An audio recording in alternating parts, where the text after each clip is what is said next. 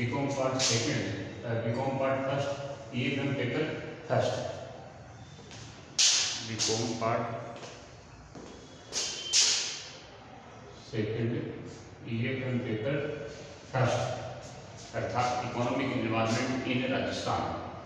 Economic environment in Rajasthan में बहुत सारी बातें अपन लगातार करते आ रहे हैं, जिसमें कई सारी विशेषताएं अर्थ इकोनॉमिक एनवायरनमेंट के बारे में, इंडियन इकोनॉमी की विशेषताएं, राजस्थान की विशेषताएं, समस्याएं, समाधान, योजनाएं और विभिन्न प्रकार की प्रोग्राम्स के बारे में।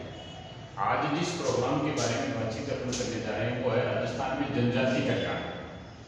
राजस्थान में जनजाति कल्याण कार्यक्रम प्रोग्राम जो है सरकारों के द्वारा समय समय पर पंचवर्षीय योजनाओं के साथ साथ कुछ कार्यक्रम शुरू किए गए। इन कार्यक्रमों में ये देखा गया कि किसी विशेष समूह को, एक विशेष जाति को या किसी विशेष एरिया को डेवलप करने के लिए ऐसे सरकार के द्वारा कार्यक्रम चलाए गए जिनका अलग अलग नाम दिया गया। जैसा इससे पूर्व में अपन ने चर्चा की थी, रोजगार के लिए मनरेगा कार्यक्रम चलाया गया, मरु विकास कार्यक्रम के लिए मरुदहा के लिए अलग से कार्यक्रम चलाया गया, सिंचित एरिया को बढ़ाने के लिए अलग से कार्यक्रम चलाया गया, सूखा संभाव्य के लिए अलग से कार्यक्रम चलाया गया, जवाहर रोजगार योजना के अंतर्गत अलग से कार्यक्रम चलाए गए, अनाज के बदले काम के बदले अनाज योजना अलग से कार्यक्रम चलाए गए। तो इसी कड़ी में आज जिस प्रोग्राम के बारे में हम चर्चा कर रहे हैं वो है राजस्थान में जनजाति कल्याण कार्यक्रम।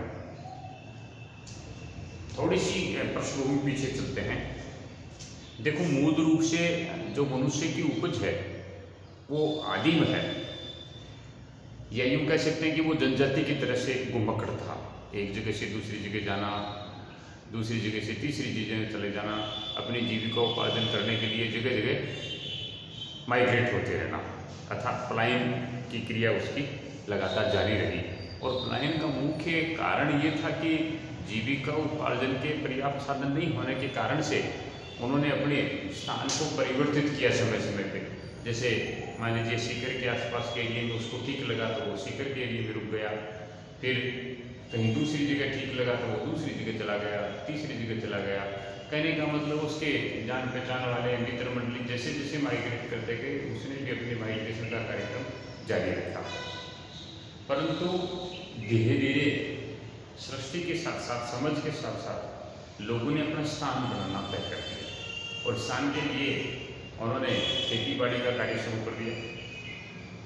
भाई मूल जो स्थिति थी आज जो हम देख रहे हैं वैसी नहीं होने की, वैसी नहीं हो करके ऐसी स्थितियां थी उस समय की बंजर भूमि थी, उसको सिंचित करने के लिए साधन विकसित किए गए या उसको खेती के लायक बनाने के लिए मेहनत की गई और उस मेहनत का परिणाम ये होगा कि लोग उस पर खेती करने लगे, अनाज की पैदावार करने लगे और वो स्थायी हो गए। वहाँ उन्होंने एक स्थायी रूप धारण कर लिया। परंतु आज जिस कार्यक्रम के बारे में चर्चा हम करने जा रहे हैं उस कार्यक्रम में एक विशेष जो बात थी वो ये थी कि अब भी आज की स्थिति में भी, यानी 2020 में भी ये पोजीशन है कि आज भी लोग आदिम और जनजाति की तरह से निवास करते हैं, यानी उनका कोई ठोर ठिकाना नहीं है। वो जंगलों में रहते हैं और अपने वहाँ थोड़ा बहुत पशुपालन का कार्य करते हैं, थोड़ी बहुत खेती करते हैं और अपना जीवन निर्वाह करते हैं। और ख़ास करके ये माना गया है कि राजस्थान की लगभग 13% जो पॉपुलेशन है, 13.5 के आसपास, वो इस जनजातीय क्षेत्र में शामिल होती है। जब हम विचार करते हैं तो हमारे दिमाग में एक बात आती है कि राजस्थान के नक्शे में आप नीचे की तरफ जिले देखोगे, राजस्थान के नक्शे में आप नीचे के हिस्से में अगर जिले देखोगे तो वहाँ आपको बांसवाड़ा नजर आएगा, वहाँ आपको डूंगरपुर नजर आएगा, वहाँ आपको राजसमंद नजर आएगा। ऐसा नहीं, नीचे का जो नक्शा है राजस्थान का ऐसे घूम के जो आता है उसमें जो इस बॉर्डर पे जो बने हुए हैं उसमें बांसवाड़ा की बात कर सकते हो, डूंगरपुर की बात कर सकते हो, उदयपुर की बात कर सकते हो, चित्तौड़ की बात हम कर सकते हैं, राजसमंद की बात हम कर सकते हैं। राजसमंद से आगे जब इधर चलते हैं चित्तौड़ से आगे की तरफ तो बारां की बात हम कर सकते हैं। कहने का मतलब ऐसे बहुत सारे ज़िले हैं। दौसा की बात आप कर सकते हो, बूंदी की बात आप कर सकते हो, और उसके साथ साथ झालावाड़ है, टोंक है, करौली है, प्रतापगढ़ है, चित्तौड़गढ़ है, सिरोही है। ये सारे ज़िले ऐसे हैं जिनमें जनजाति है, ऐसी जाति जो जगह जगह घूमती है, अपना जीविका उपार्जन करने के लिए खेतीबाड़ी करती है, पशुपालन का कार्य करती है, लेकिन समझ नहीं है, लेकिन उत्तम नहीं है, लेकिन अभी उनकी स्थिति सुधरी नहीं है। इन सब एरिए को विकसित करने के लिए सरकार ने विभिन्न योजनाओं के माध्यम से एक विशेष प्रोग्राम शुरू किए गए।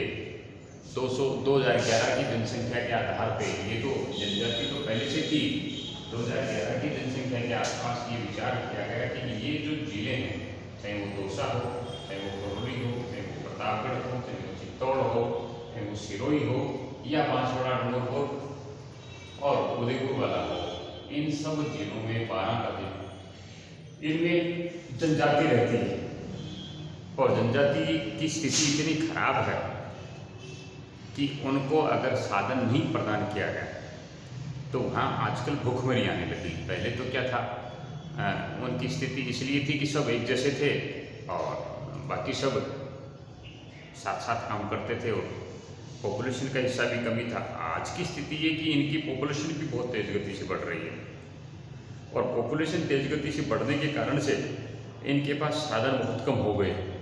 साधन का तात्पर्य हमारा यहाँ भूमि से है, साधन का तात्पर्य हमारा भूमि से है या दूसरी इसके साथ जुड़ी हुई जो है वो पशुधन से है।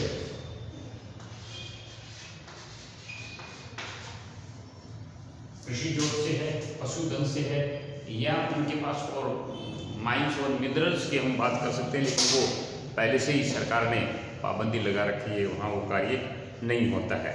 तो इन राज्यों को डेवलप करने के लिए एक मोडिफाइड एरिया डेवलपमेंट अप्रोच सरकार के द्वारा की गई, जिसको मैंने आपको सामने लिख रखा है, माडा जिसको कहते हैं, मोडिफाइड एरिया डेवलपमेंट अप्रोच सरकार ने बनाई कि ये जो एरिया है इसको कितना मोडिफाइड करें और मोडिफाइड करके इस पोजीशन में ला करके खड़ा कर दें कि ये अपने आप अपने विकास की गति को पकड़े और विकास की तरफ बढ़े और जो समस्याएं राजस्थान में जनजाति के नाम से आ रही हैं उनको कम किया जा सके।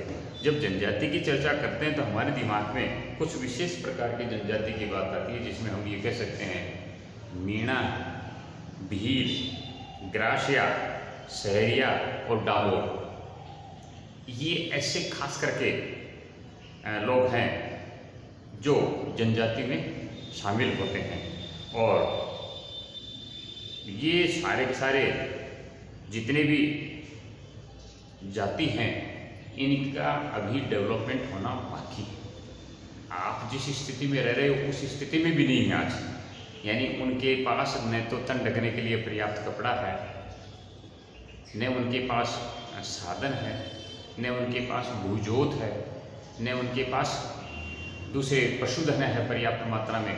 तो इन लोगों को विकसित करने के लिए माडा जैसे कार्यक्रम यानी मोडिफाइड एरिया डेवलपमेंट, वो एरिया विशेष डेवलप कैसे हो सकता है, इस बात को लागू करने के लिए हमारी सरकारों ने 2011 के पॉपुलेशन के आधार पर कुछ ऐसे कार्यक्रम इन जनजातीय क्षेत्रों के लिए चलाया जिसमें उनको जो कमजोरियां थी उनको दूर किया।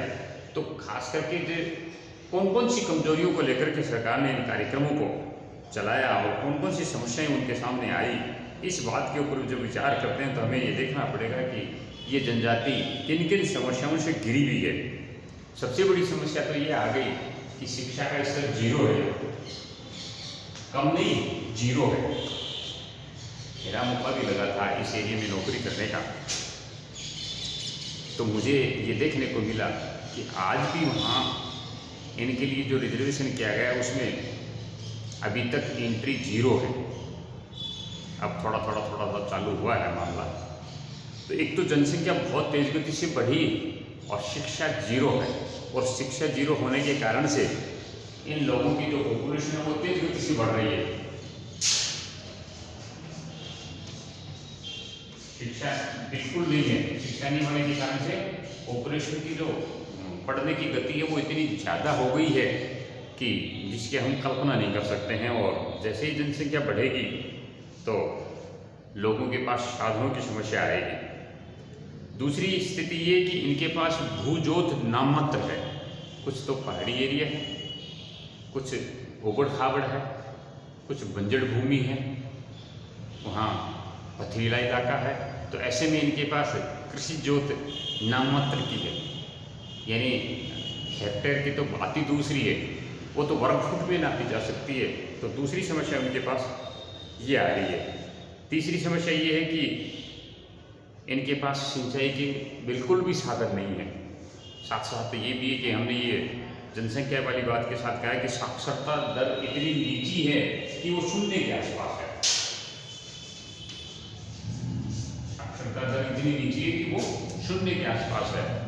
जमीन कम है, एग्रीकल्चर के लायक भूमि इन्होंने उनके यहाँ कम तैयार हुई है, और इस एग्रीकल्चर की भूमि के साथ साथ इनके पास पर्याप्त मात्रा में सिंचाई के साधन भी उपलब्ध नहीं है, नई सिंचाई की सुविधाएं इनके पास हैं। फिर ये क्या करते हैं, परंपरागत खेती करते हैं। न तो इनके पास मशीन है, न हल चलाने के लिए ट्रैक्टर है, न इनकी कटाई करने के लिए किसी प्रकार का मशीन का उपयोग किया जाता है। तो फिर किस वही मैनुअल वाला पुराना ट्रेडिशनल जो कार्यक्रम है 50-60-100 वर्षों वाला, वो पशु से खेती करने का है, कटाई करने का है, वो सारी है तो अपर्याप्त है, और आधुनिक सुविधाएं इनके पास जीरो है। फिर इतने जनसंख्या ज़्यादा हो रही है, इनके पास साधन बहुत कम मात्रा में है, पॉपुलेशन अधिक होने के कारण से इनको रोटी कपड़ा और मकान की आवश्यकता पड़ती है। तो इन सब को देखते हुए इनके पास ऋणग्रस्तता बहुत हो गई, ऋण बहुत लेते हैं, यानी लोन इतना ज़्यादा ले रखा है। लोन का मतलब लोगों से उधार लेने का है कि वहाँ वो दास मजदूर की तरह से, बंधुआ मजदूर की तरह से कार्य करते रहते हैं। तो सरकार के सामने ये बहुत बड़ी समस्या है। फिर पशुओं की जो नस्ल है वो इतनी खराब हो गई। आजकल देखो पशुओं की नस्ल सुधार करके दुधारू पशु हैं उनके दूध में वृद्धि हुई है, ऊन के जो पशु हैं उनकी ऊन में वृद्धि हुई है, जो दूसरे कार्यों में लिए जाते हैं उनकी हष्टपुष्टता बढ़ी है। तो इनके जो पशुओं की नस्ल है वो बहुत ही ज़्यादा खराब। और फिर इन सब बातों की जब हम विचार करते हैं कि यहाँ साक्षरता नहीं है, पशुधन कमज़ोर है, कृषि जोतों की स्थिति खराब है, सिंचाई के साधन नहीं है, तो जीवन स्तर इनका इतना निम्न है कि ये विभिन्न प्रकार के रोगों से या रुग्ण व्यवस्था में रहते हैं, और रोगग्रस्त होने के कारण से इनके सामने जो मोर्टिलिटी रेट है या इनकी जो मृत्यु दर है वो बहुत ज़्यादा हो गई है। इनकी मृत्यु दर बहुत ज़्यादा होने के कारण से ये स्थिति खराब होती जा रही है। तो सरकार ने इन सब बातों को देखते हुए अलग अलग पंचवर्षीय योजनाओं में अलग अलग कार्यक्रम शुरू किए गए, जिसमें से एक कार्यक्रम था राजस्थान में जनजाति कल्याण कार्यक्रम, और वो माहड़ा के रूप में यानी मॉडिफाइड एरिया डेवलपमेंट अप्रोच, जिसमें लगभग 13% पॉपुलेशन आई। और ये भील हैं, मीणा हैं, ग्रासियाँ हैं, शहरियाँ हैं, डामोर हैं, इन सब जातियों को ऊपर बढ़ाने के लिए और जो गरीबी है उसको दूर करने के लिए, जो ऋणग्रस्तता उसको कम करने के लिए, जो साक्षरता शून्य है उसको बढ़ाने के लिए कभी साक्षरता का कार्यक्रम चलाया गया, कभी मॉडिफाइड एग्रीकल्चर के बारे में विचार किया गया, कभी इनको शिक्षा के बारे में विचार किया गया, कभी आधुनिक साधन उपलब्ध करवाने के बारे में विचार किया गया। तो सरकार लगातार विभिन्न प्रकार की योजनाओं, पंचवर्षीय योजनाओं में जनजाति कल्याण कार्यक्रम शुरू कर रही है, और इनका परिणाम ये हुआ कि कुछ पढ़ाई लिखाई भी होने लगी है, कुछ बच्चे बच्चियों को पढ़ाना भी शुरू किया है, और जो ये बिखरी हुई जनजाति थी उनको एक जगह स्थापित करने की भी सरकार के द्वारा लगातार प्रयत्न किए जाने में कुछ हद तक इनमें सफलता भी हमें प्राप्त हुई है।